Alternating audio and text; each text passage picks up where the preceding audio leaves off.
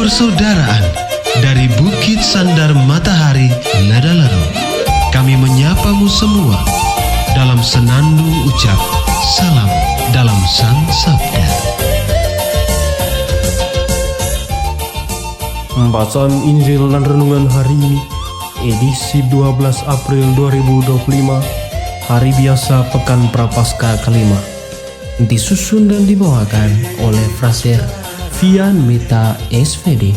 Selamat mendengarkan.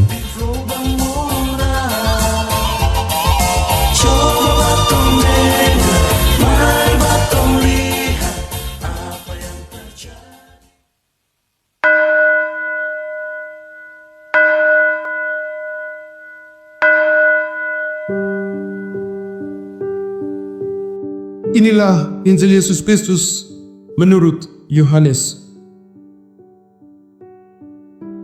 Banyak di antara orang-orang Yahudi yang datang melawat Maria dan yang menyaksikan sendiri apa yang telah dibuat Yesus percaya kepadanya. Tetapi ada yang pergi kepada orang-orang Farisi dan menceritakan kepada mereka apa yang telah dibuat Yesus itu. Lalu, imam-imam kepala dan orang-orang Farisi memanggil mahkamah agama untuk berkumpul dan mereka berkata, "Apa yang harus kita buat? Sebab orang itu membuat banyak mukjizat. Apabila kita biarkan dia, maka semua orang akan percaya kepadanya dan orang-orang Roma akan datang dan akan merampas tempat suci kita serta bangsa kita." Tetapi seorang di antara mereka, yaitu Kayafas, imam besar pada tahun itu, berkata kepada mereka, "Kamu tidak tahu apa-apa, dan kamu tidak isyak, bahwa lebih berguna bagimu jika satu orang mati untuk bangsa kita, daripada seluruh bangsa kita ini binasa."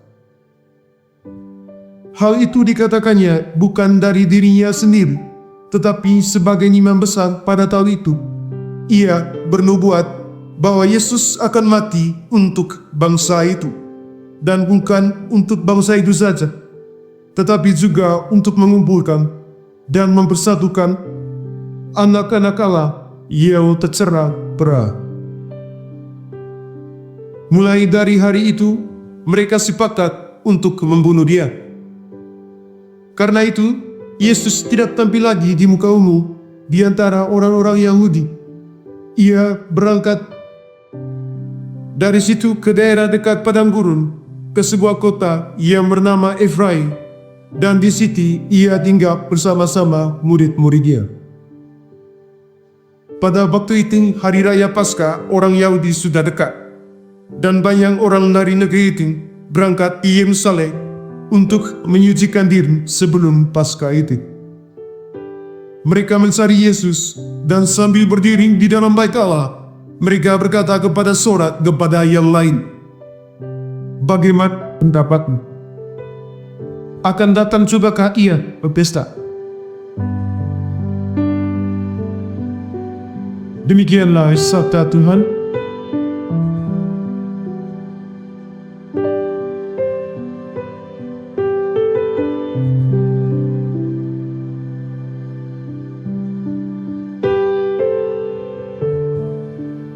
Saudara-saudari yang terkasih dalam Kristus, kita seringkali mendengar bahwa mukjizat itu indah dan membawa sukacita.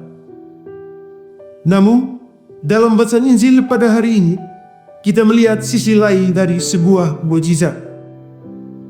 Pembangkitan Lazarus yang seharusnya menjadi tanda kemenangan hidup atas kematian, justru memicu kemarahan dan rencana jahat dari para pemimpin agama. Mengapa demikian? Peristiwa pembangkitan Lazarus adalah bukti nyata tentang kuasa Allah yang bekerja melalui Yesus. Namun, bagi para pemimpin agama, terutama orang Farisi, mukjizat ini justru menjadi ancaman bagi kekuasaan dan keluarga mereka. Mereka takut jika semakin banyak orang yang percaya kepada Yesus, maka kedudukan dan otoritas mereka akan terancam.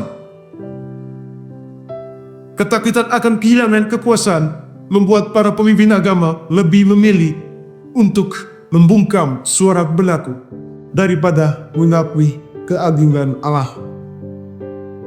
Mereka rela mengorbankan nyawa Yesus demi mempertahankan status quo mereka. Sikap mereka ini menunjukkan betapa besarnya kualitas ego dan kepentingan pribadi dalam kehidupan bersama. Yesus yang datang membawa kabar baik dan melakukan banyak mukjizat justru menjadi korban kebencian dan fitnah. Ia dihukum mati bukan karena kesalahan yang ia lakukan, tetapi karena ia mengancam status quo dan kepentingan kelompok tertentu yang penuh dengan keegoisan diri. Saudara-saudari yang terkasih, dari peristiwa ini kita dapat belajar beberapa hal penting. Yang pertama, iman sejati akan selalu diuji. Iman kita akan selalu diuji, terutama ketika kita menghadapi begitu banyak tantangan dan kesulitan dalam hidup. Kekokohan iman kita akan teruji ketika kita menghadapi begitu banyak tantangan dan cobaan dalam hidup. Jikalau kita sungguh beriman pada Kristus dengan bersandar dan berharap penuh padanya, maka segala tantangan dan cobaan pasti akan dapat dilewati, meski kultur melalui suatu proses yang tidak mudah.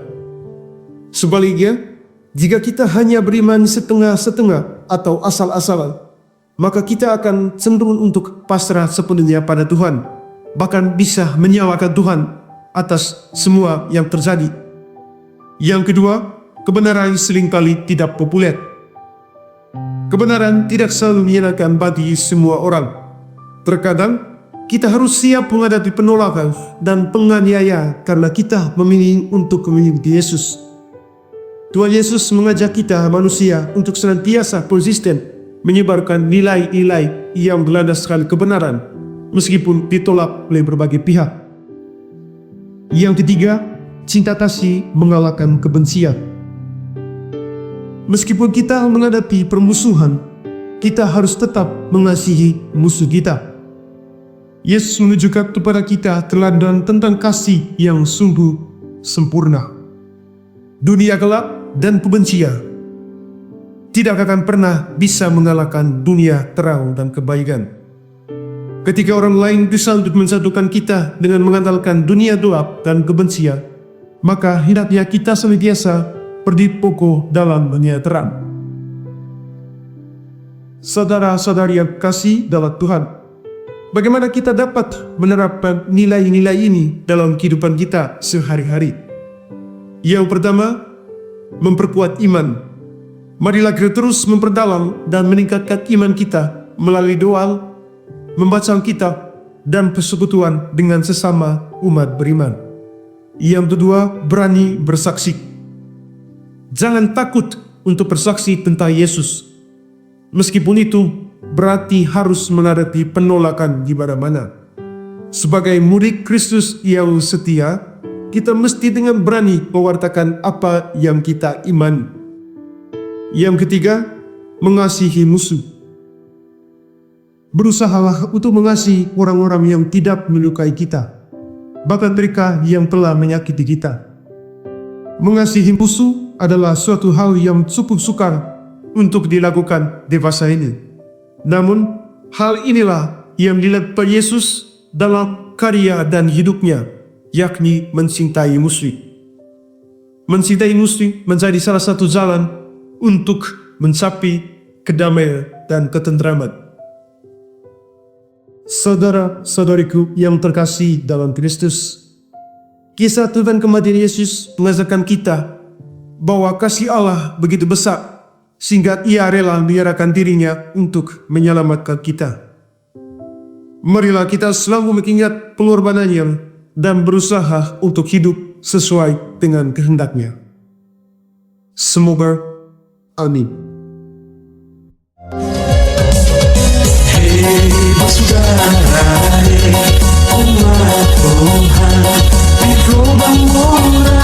Sahabat-sahabat pencinta Sang Sabda, kita baru saja mendengar bacaan Injil dan renungan edisi hari ini. Sampai jumpa kembali pada edisi berikut. Terima kasih kepada Divisi Kerohanian website Seminari Tinggi Santo Paulus Ledalero. Semoga Sang Sabda menjiwai seluruh pengalaman hidup kita hari ini. Tuhan memberkati kita sekalian. Amin. Dalam satu hati, di dalam kasih Yesus.